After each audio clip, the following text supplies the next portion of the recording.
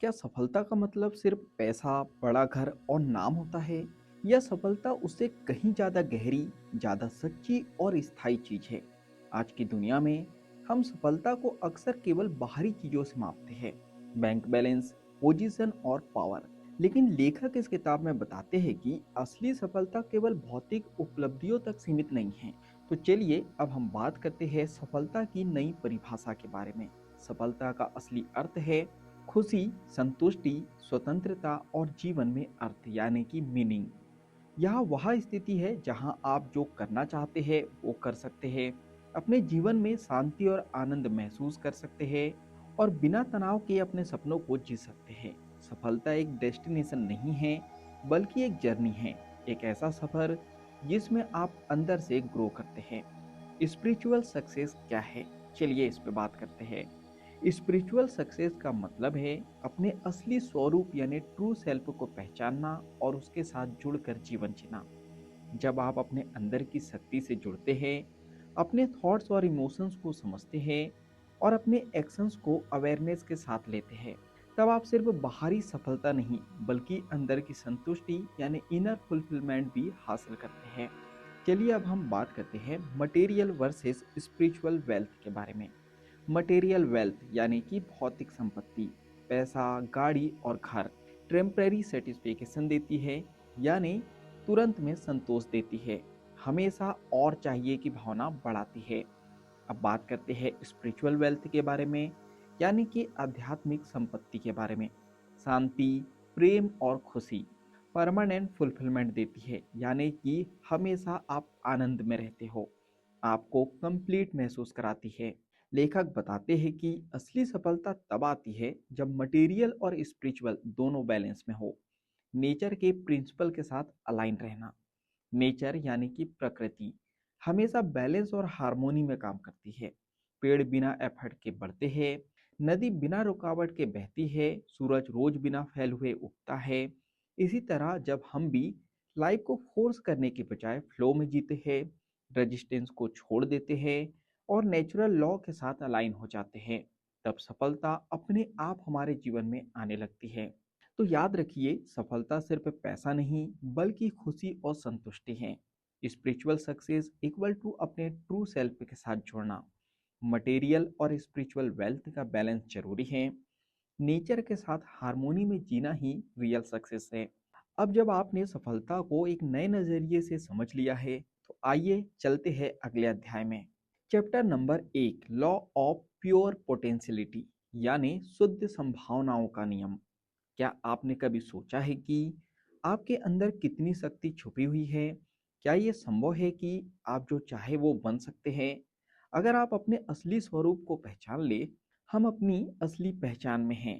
Pure potentiality का मतलब है अनंत संभावनाओं का स्रोत यानी कि इन्फिनाइट पॉसिबिलिटीज। लेखक बताते हैं कि हमारा असली स्वरूप शरीर या माइंड नहीं है, हम प्योर कॉन्शियसनेस हैं, एक ऐसा फील्ड जहां हर पॉसिबिलिटी मौजूद है। जब हम इस अवेयरनेस में होते हैं, तब हम क्रिएटिव बनते हैं, फ्री महसूस करते हैं और लिमिटलेस पोटेंशियल को एक्सेस करते हैं। साइलेंस यानी मौन की शक्ति। इस लॉ को अनुभव करने का सबसे पावरफुल तरीका है साइलेंस यानी कि मौन। जब आप कुछ देर के लिए चुप रहते हैं, बाहरी नॉइज से दूर होते हैं और अपने अंदर की आवाज़ सुनते हैं, तब आप अपने ट्रू सेल्फ के करीब आते हैं। साइलेंस में माइंड शांत होता है, थॉट्स क्लियर होते हैं और इनर पीस महसूस होती है। अब बात करते हैं मेडिटेशन यानी ध्यान के महत्व के बारे में। मेडिटेशन एक टूल है जो आपको प्योर कॉन्शियसनेस यानी कि चेतन अवस्था से कनेक्ट करता है। रेगुलर मेडिटेशन से स्ट्रेस कम होता है, अवेयरनेस बढ़ती है और आप प्रेजेंट मोमेंट में जीना सीखते हैं। लेखक के अनुसार रोज कम से कम 2 बार मेडिटेशन करना जरूरी है। लेखक के अनुसार रोज कम से कम 2 बार मेडिटेशन करना चाहिए।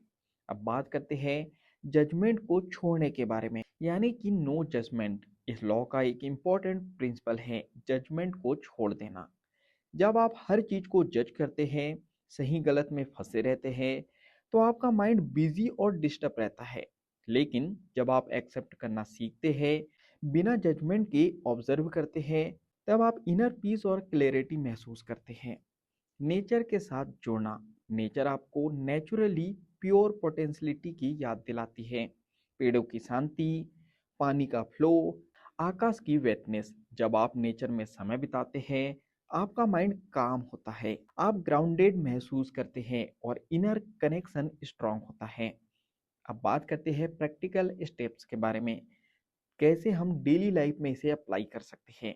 नंबर एक, रोज 10 से 30 मिनट साइलेंस में बैठे। नंबर दो, दिन में 2 बार मेडिटेशन करें। नंबर तीन, पूरे दिन नो जजमेंट प्रैक्टिस करें। नंबर चार, नेचर के साथ समय बिताए, पेड़, पानी और खुला आसमान। तो याद रखिए, हम अपनी असली पहचान में प्योर कॉन्शियसनेस है, यानी चेतन अवस्था में हैं। हमारे अंदर इन्फिनाइट पॉसिबिलिटीज है। साइलेंस और मेडिटेशन हमें उस स्टेज तक ले जाते हैं। जजमेंट छोड़कर हम इनर पीस पा सकते हैं। नेचर हमें हमारे ट्रू सेल्फ से जोड़ती है। तो जब आप इस लॉ को समझते हैं और जीते हैं, तो आप रियलाइज करते हैं कि आप कुछ बनने की कोशिश नहीं कर रहे हैं, आप पहले से ही सब कुछ हैं। तो चलिए चलते हैं अगले अध्याय की ओर। Chapter number 2, law of giving, यानी देने का नियम। क्या आपने कभी महसूस किया है कि जब आप किसी को दिल से कुछ देते हैं, तो आपको अंदर से एक अलग ही खुशी मिलती है। इस अध्याय का मूल सिद्धांत बहुत सिंपल है। जिंदगी एक फ्लो है, गिव एंड रिसीव का। गिविंग का असली अर्थ, लेखक बताते हैं कि यूनिवर्स एक डायनेमिक एक्सचेंज पर चलता है। कुछ भी स्टैटिक नहीं है, हर चीज फ्लो में है। एनर्जी लगातार सर्कुलेट हो रही है, इसलिए देना और लेना दोनों जरूरी है। अगर आप सिर्फ लेना चाहते हैं और देना नहीं, तो यह फ्लो रुक जाता है। तो जो आप दोगे वही आपको मिलेगा। इस लॉ का सबसे पावरफुल प्रिंसिपल है, आप जो देते हैं वही आपके पास वापस आता है। अगर आप लव देते हैं, लव वापस आता है। रिस्पेक्ट देते हैं, रिस्पेक्ट मिलती है। हेल्प करते हैं, तो हेल्प मिलती है। यह सिर्फ कॉन्सेप्ट नहीं है, बल्कि नेचर का फंडामेंटल रूल है। ग्रेटिट्यूड और एप्रिसिएशन, गिविंग सिर्फ फिजिकल चीज़ों तक सीमित नहीं है। आप हर इंटरेक्शन में दे सकते हैं, एक स्माइल, एक काइंड वर्ड, एप्रिसिएशन और ब्लेसिंग्स। लेखक कहते हैं, जब आप ग्रेटिट्यूड और एप्रिसिएशन देते हैं, तो आप अबंडेंस अट्रैक्ट करते हैं। हर मुलाकात में कुछ देना, इस लॉ को प्रैक्टिस करने का एक पावरफुल तरीका है। हर व्यक्ति से मिलते समय कुछ देने का संकल्प ले। यह कुछ भी हो सकता है, एक कॉम्प्लीमेंट, इनकरेजमेंट या पॉजिटिव एनर्जी। जब आप यह हैबिट बना लेते हैं, तो आपकी लाइफ में रिलेशनशिप्स और अपॉर्चुनिटीज दोनों बढ़ते हैं। अब बात करते हैं रिसीविंग के बारे में, यानी लेने के बारे में। लेना भी उतना ही जरूरी है। बहुत लोग देना तो जानते हैं, लेकिन लेना नहीं। लेकिन गिविंग और रिसीविंग एक ही साइकिल के दो हिस्से हैं। जब कोई आपको कुछ देता है, उसे एक्सेप्ट करे, ग्रेटिट्यूड के साथ ले। रिसीविंग को रिजेक्ट करना भी फ्लो को ब्लॉक करता है। प्रैक्टिकल स्टेप, डेली लाइफ में इसे कैसे अप्लाई करें। नंबर एक, हर दिन कम से कम 3 लोगों को कुछ दे, जैसे स्माइल, हेल्प या अप्रिसिएशन। नंबर दो, किसी को सिंसियरली थैंक यू बोले। नंबर तीन, जो आपके पास है उसके लिए ग्रेटिट्यूड फील करे। नंबर चार, जब कोई कुछ दे उसे खुशी से एक्सेप्ट करे। तो याद रखिए, यूनिवर्स गिविंग और रिसीविंग के फ्लो पर चलता है। जो आप देते हैं वही आपको वापस मिलता है। ग्रेटिट्यूड और अप्रिसिएशन एबंडेंस को बढ़ाते हैं। हर इंटेंशन में कुछ देना पॉसिबल है। रिसीविंग भी उतनी ही इम्पॉर्टेंट है। जब आप इस लॉ को अपनाते हैं, तो आप रियलाइज करते हैं कि जितना आप देते हैं उतना ही आप अमीर बनते चले जाते हैं। तो चलिए अब हम चलते हैं अगले अध्याय की ओर। Chapter number 3, law of karma, यानी कर्म का नियम। क्या कभी आपने सोचा है कि आपकी जिंदगी में जो कुछ भी हो रहा है, क्या वो सिर्फ किस्मत है या आपके अपने चुनावों का परिणाम है? इस अध्याय का मूल सिद्धांत बहुत स्पष्ट है। हर एक्शन का एक रिजल्ट होता है। इसे ही हम कहते हैं कर्मा, यानी कि कर्म। कर्मा का असली अर्थ क्या होता है, चलिए जानते हैं। कर्मा का मतलब सिर्फ पास्ट लाइफ या भाग्य नहीं है। लेखक के अनुसार karma equal to action plus consequence, यानी कि क्रिया प्लस परिणाम। आप जो भी सोचते हैं, बोलते हैं या करते हैं, वह एक एनर्जी बनाता है और वही एनर्जी किसी ना किसी रूप में आपके पास वापस आती है। तो चलिए अब हम बात करते हैं कॉन्शियस चॉइसेस के बारे में, यानी सचेत चुनाव के बारे में। हर मोमेंट में आपके पास एक चॉइस होती है। आप रिएक्ट कर सकते हैं या रिस्पॉन्ड कर सकते हैं। आप फियर से डिसीजन ले सकते हैं या अवेयरनेस से डिसीजन ले सकते हैं। जब आप बिना सोचे रिएक्ट करते हैं तो आप पुराने पैटर्न यानी पास्ट कर्मा को रिपीट करते हैं। लेकिन जब आप कॉन्शियस होकर चूज करते हैं तो आप अपनी डेस्टिनी बदल सकते हैं। Past Karma versus present action. आपका आज का जीवन आपके पिछले कर्मों का परिणाम है, लेकिन सबसे इंपॉर्टेंट बात यह है, आपका फ्यूचर आपके प्रेजेंट एक्शन से बनता है। लेखक कहते हैं, पास्ट को आप बदल नहीं सकते, लेकिन प्रेजेंट मोमेंट में आपके पास फ्रीडम है। यही फ्रीडम आपको पावर देती है एक नया फ्यूचर क्रिएट करने की। अवेयरनेस से बेटर डिसीजंस। इस लॉ को सही तरीके से जीने के लिए सबसे जरूरी है अवेयरनेस, यानी कि जागरूकता।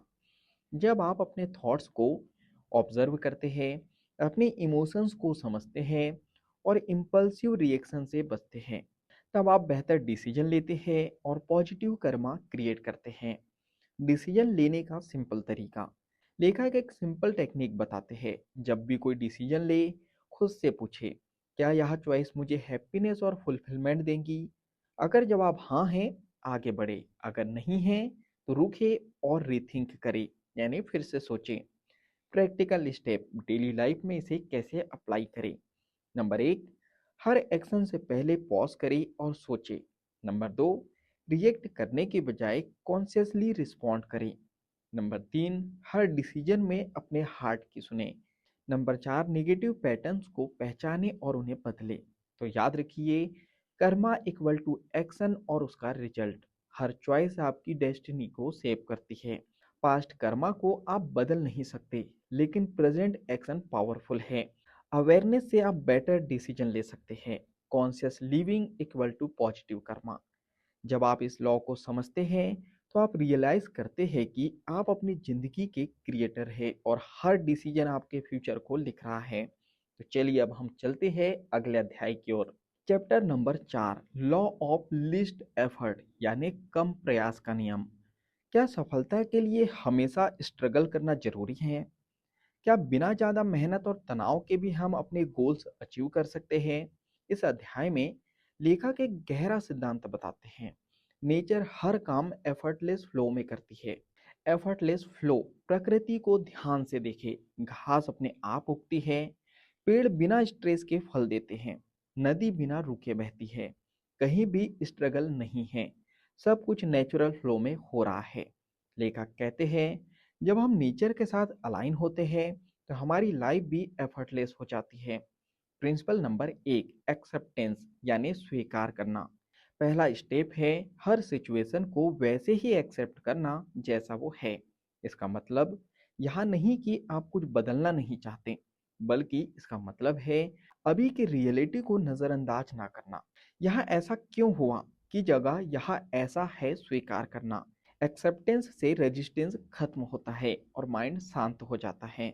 प्रिंसिपल नंबर 2, रिस्पॉन्सिबिलिटी, यानी जिम्मेदारी लेना। दूसरा प्रिंसिपल है रिस्पॉन्सिबिलिटी लेना। इसका मतलब है आप अपनी लाइफ के हर अनुभव के लिए जिम्मेदार हैं। आप हर सिचुएशन में कुछ सीख सकते हैं।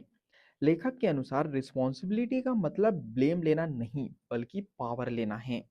जब आप जिम्मेदारी लेते हैं तो आप विक्टिम नहीं रहते, आप क्रिएटर बन जाते हैं। प्रिंसिपल नंबर 3, डिफेंसिवनेस छोड़ना। तीसरा प्रिंसिपल है डिफेंसिवनेस छोड़ना, यानी बचाव करना बंद करें। जब हम हर बात को जस्टिफाई करते हैं, खुद को सही साबित करने की कोशिश करते हैं, तो हम अननेसेसरी एनर्जी वेस्ट करते हैं। लेकिन जब आप ओपन रहते हैं, दूसरों की बात सुनते हैं और आर्ग्यू करने की बजाय समझने की कोशिश करते हैं, तब आपकी एनर्जी बचती है और लाइफ आसान हो जाती है। Resistance versus flow. Resistance equal to stress plus struggle और acceptance equal to flow plus peace, यानी कि शांति। जब आप लाइफ को कंट्रोल करने की कोशिश छोड़ देते हैं तो लाइफ नेचुरली अनफोल्ड होने लगती है। प्रैक्टिकल स्टेप्स डेली लाइफ में इसे कैसे अप्लाई करें। नंबर 1, हर सिचुएशन में खुद से कहे, मैं इसे एक्सेप्ट करता हूँ। नंबर 2, किसी भी प्रॉब्लम में ब्लेम करने के बजाय रिस्पॉन्सिबिलिटी ले। नंबर 3, आर्ग्यूमेंट में जीतने के बजाय समझने की कोशिश करे। नंबर 4, लाइफ को फोकस करने की बजाय लाइफ में जीना सीखे। याद रखिए, नेचर एफर्टलेस फ्लो में काम करती है। एक्सेप्टेंस से रेजिस्टेंस खत्म होता है। रिस्पॉन्सिबिलिटी लेने से पावर मिलती है। डिफेंसिवनेस छोड़ने से एनर्जी बचती है। और फ्लो में जीना equal to stress minus free success. और फ्लो में जीना equal to stress free success. जब आप इस लॉ को अपनाते हैं तो आप महसूस करते हैं कि सफलता के लिए स्ट्रगल नहीं, सही माइंडसेट और फ्लो जरूरी है। तो चलिए चलते हैं अगले अध्याय की ओर।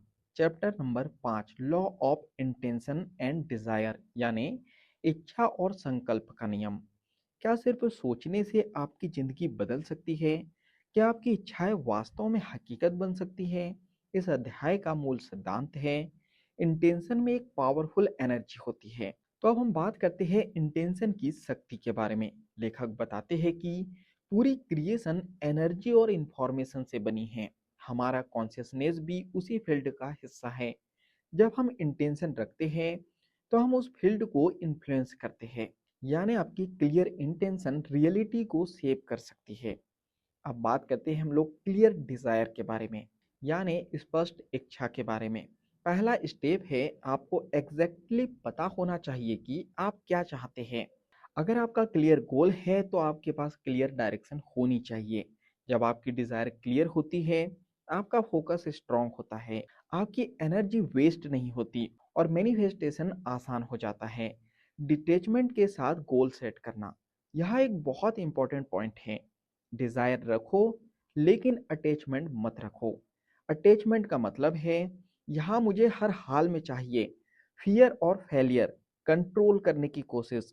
और डिटैचमेंट का मतलब है आप अपना बेस्ट देते हैं लेकिन रिजल्ट को कंट्रोल नहीं करते। आप ओपन रहते हैं किसी भी आउटकम के लिए।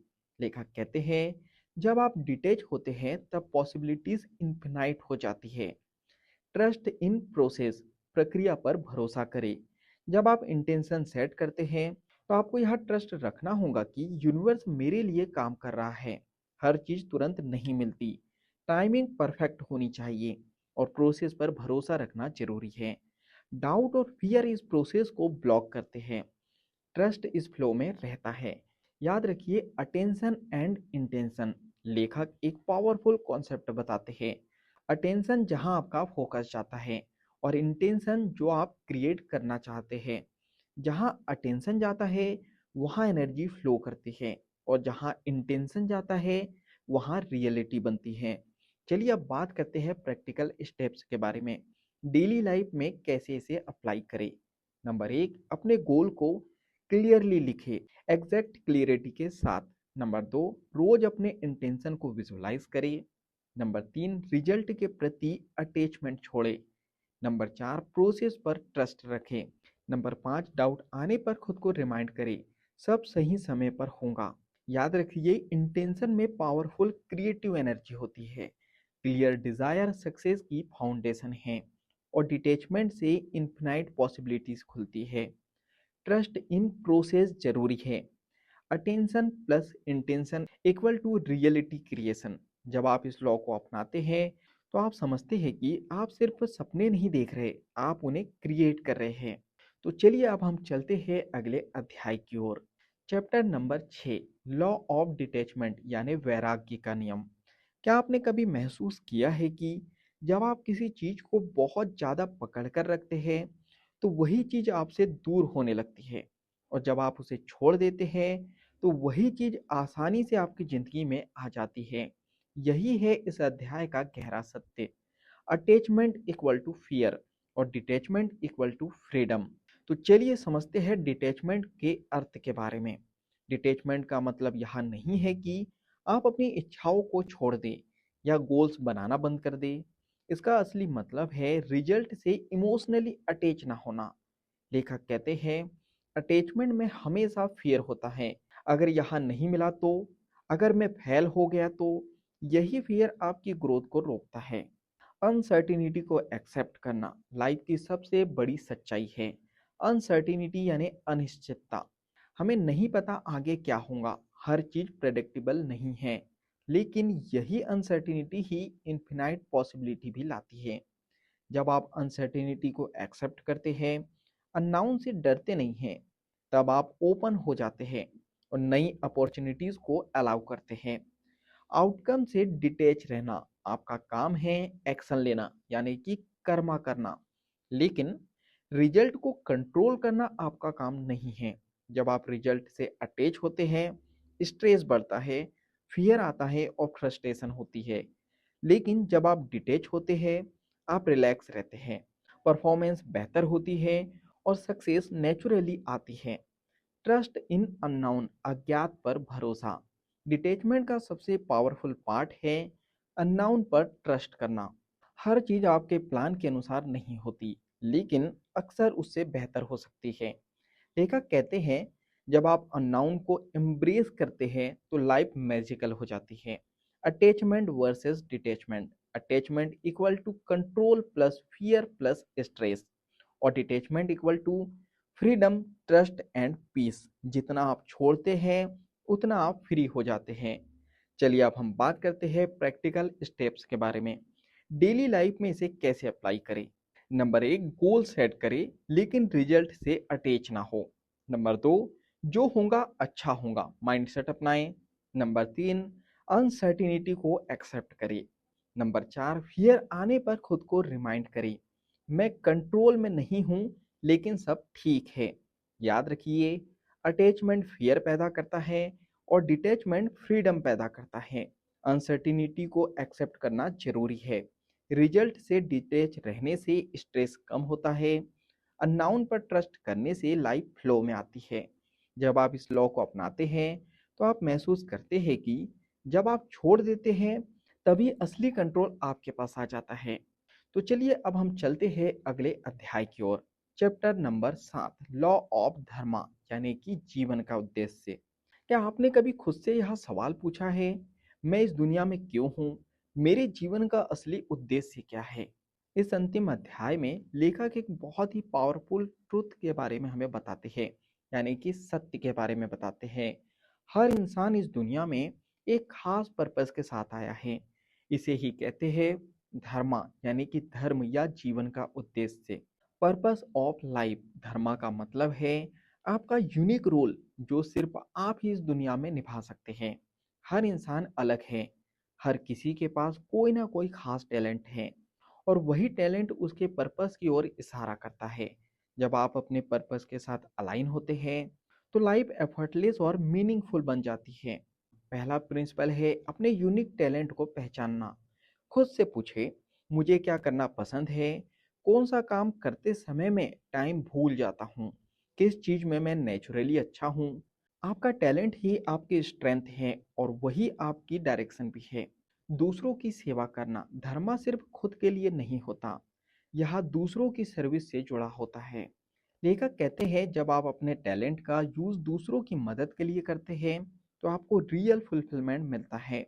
वैल्यू क्रिएट करना, लोगों की प्रॉब्लम सॉल्व करना, किसी की लाइफ बेहतर बनाना, यही असली सक्सेस है। Passion plus service equal to success, इस लॉ का सबसे पावरफुल फॉर्मूला है। Passion plus service equal to true success. Passion आपको एनर्जी देता है, सर्विस आपको पर्पस देती है। जब दोनों मिलते हैं, आप खुशी से काम करते हैं, आप नेचुरली ग्रो करते हैं और सक्सेस आपके पीछे आती है। धर्मा के 3 स्टेप्स। लेखक इस लॉ को प्रैक्टिकल करने के लिए 3 स्टेप्स बताते हैं। नंबर 1, सेल्फ अवेयरनेस, अपने ट्रू सेल्फ को समझना। नंबर 2, यूनिक टैलेंट पहचानना, अपनी स्ट्रेंथ को पहचानना। नंबर 3, सर्विस करना, अपने टैलेंट से दूसरों की मदद करना। चलिए अब हम बात करते हैं प्रैक्टिकल स्टेप्स के बारे में। डेली लाइफ में इसे कैसे अप्लाई करें। नंबर 1, रोज खुद से पूछें, मैं किस चीज़ में बेस्ट हूँ। नंबर 2, अपने पैशन को एक्सप्लोर करें। नंबर 3, अपने टैलेंट का यूज़ किसी की हेल्प करने में करें। नंबर 4, अपने काम को सिर्फ अर्निंग नहीं सर्विस के रूप में देखें। याद रखिए, हर इंसान का एक यूनिक पर्पस होता है। आपका टैलेंट आपकी डायरेक्शन है, सर्विस से ही रियल फुलफिलमेंट मिलता है। पैशन और सर्विस मिलकर सक्सेस क्रिएट करते हैं। धर्मा को जीना इक्वल टू मीनिंगफुल लाइफ। जब आप इस लॉ को अपनाते हैं तो आप रियलाइज करते हैं कि आप सिर्फ जीने के लिए नहीं आए, आप कुछ खास करने के लिए आए हैं। तो चलिए अब हम इस बुक समरी को समराइज करते हैं। अब तक आपने एक ऐसी जर्नी पूरी की है जो सिर्फ सक्सेस के बारे में नहीं बल्कि जीवन को सही तरीके से जीने के बारे में है। यह किताब हमें सिखाती है कि सफलता कोई बाहरी चीज नहीं है बल्कि एक इनर एक्सपीरियंस है। सक्सेस की असली परिभाषा, लेखक के अनुसार success equal to fulfilment plus freedom plus happiness. Fulfilment, जब आप अंदर से सेटिस्फाई हो। फ्रीडम, जब आप अपनी लाइफ को अपने तरीके से जी सके। और हैप्पीनेस, जब आप हर मोमेंट को एंजॉय कर सके। अगर ये तीनों आपके पास है तो आप सच में सक्सेसफुल हैं। 7 लॉ को लाइफ में अप्लाई करना, इन 7 लॉ को सिर्फ समझना काफी नहीं है, इन्हें रोजमर्रा की जिंदगी में जीना जरूरी है। साइलेंस में समय बिताना, प्योर पोटेंशियलिटी, गिविंग की हैबिट बनाना, कॉन्शियसनेस डिसीजन लेना यानी कर्म करना, लाइफ को फ्लो में जीना, लीस्ट एफर्ट यानी कम प्रयास करना, क्लियर इंटेंशन रखना और डिटैचमेंट अपनाना, अपने पर्पस को फ्लो करना यानी धर्मा। जब आप इन लॉ को डेली प्रैक्टिस करते हैं तो आपकी लाइफ धीरे धीरे ट्रांसफॉर्म होने लगती है। Spiritual alignment equal to real success, इस पूरी किताब का सबसे गहरा मैसेज है। जब आप नेचर और स्पिरिचुअल लॉ के साथ अलाइन होते हैं तो सक्सेस अपने आप आपके पास आ जाती है। आपको स्ट्रगल नहीं करना पड़ता, अपॉर्चुनिटी नेचुरली आती है, लाइफ एफर्टलेस और जॉयफुल बन जाती है। यही है रियल सक्सेस। तो याद रखिए, सफलता सिर्फ पैसा नहीं बल्कि इनर फुलफिलमेंट है। 7 स्पिरिचुअल लॉ लाइफ को बैलेंस और हार्मोनी देते हैं। डेली प्रैक्टिस से लाइफ बदलती है। स्पिरिचुअल अलाइनमेंट ही अल्टीमेट सक्सेस है। आखिरी में बस इतना याद रखिए, आप सक्सेस के पीछे मत भागिए, खुद को नेचर के साथ अलाइन कर लीजिए, सक्सेस खुद आपके पास आ जाएंगी। तो यह थी the 7 spiritual law of success की पूरी ऑडियो बुक जर्नी। अब सवाल यह नहीं है कि आपने क्या सीखा, सवाल यह है आप इसे अपनी जिंदगी में कब से अप्लाई करना शुरू करेंगे। तो अगर इस ऑडियो बुक समरी से आपने कुछ अच्छा सीखा है तो आप वीडियो को लाइक कर सकते हो, कमेंट्स करके बता सकते हो कि इस ऑडियो बुक समरी से आपने क्या सीखा है और आगे आप क्या सीखना चाहते हो, आगे आप कौन सी ऑडियो बुक समरी सुनना चाहते हो। इस चैनल को आप सब्सक्राइब कर सकते हो और बेल आइकन को दबा सकते हो ताकि आने वाली ऑडियो बुक समरी आपसे मिस ना हो सके। और इस वीडियो को आप ज़्यादा से ज़्यादा लोगों तक के शेयर कर सकते हो, क्योंकि जब हम दूसरों की हेल्प करते हैं तो ये नेचर हमारी हेल्प करता है। बाकी हम लोग मिलेंगे अगली ऑडियो बुक समरी में। जब तक के लिए धन्यवाद।